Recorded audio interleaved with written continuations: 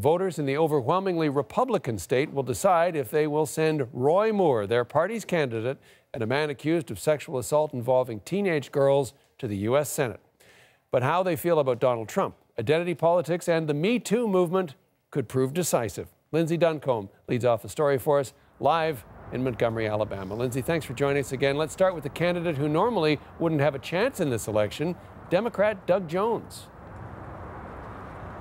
Doug Jones has clearly, John, made this election about Roy Moore's character, not just in reference to the sexual allegations, but also in terms of controversy that people in this state have known about Moore for decades, including the fact that he had to step down from his judgeship or leave the judgeship because he didn't abide by federal law, including gay marriage, and also allegations that he misspent his charity's money, including on things such as a private jet. Doug Jones is saying this is a time for Alabamans to think about their character. Here's more of what he had to say. You know that this race is really not about Roy Moore. It is not about Doug Jones. It is about what we are as a people of the state of Alabama. And it is time. It is time that we go ahead and say, all right, enough is enough.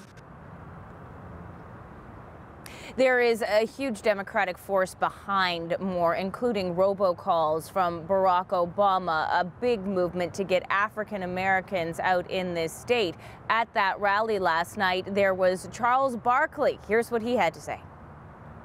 At some point, we got to stop looking like idiots to the nation. At some point, I mean, listen, I love Alabama, but at some point we got to draw a line in the sand. So we're not a bunch of damn idiots.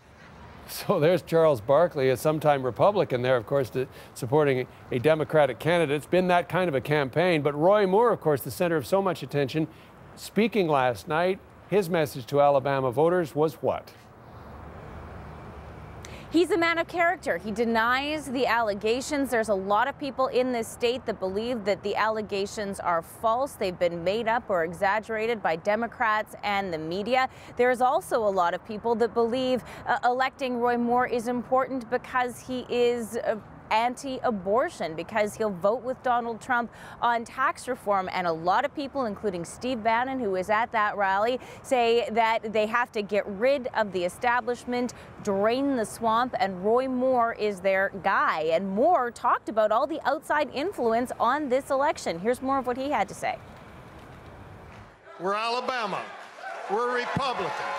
And we're not going to stand by and let other people from out of state and money from California control this election. But John, that rally was not without controversy. Kayla Moore spoke in support of her husband. She talked about how the media has painted them as racist and anti-Semitic. Here's what she said. Fake news would tell you that we don't care for Jews. I tell you all this because I've seen it all, so I just want to set the record straight while they're here. One of our attorneys is a Jew. Okay, we'll just let that speak for itself. But Lindsay, the polls opening there, Alabama, of course, in the national, if not the world spotlight. You're on the ground. What's the mood? Well, there's a couple of dozen people lined up to get in and vote. Polls just opened. I think people are anxious to get this over with, regardless of who they're supporting. I spoke to the man who was first in line. He was here at 6:15 local time. He said he's had friends phone him up from New York and say, hey, what the heck is going on in Alabama? We shall soon find out.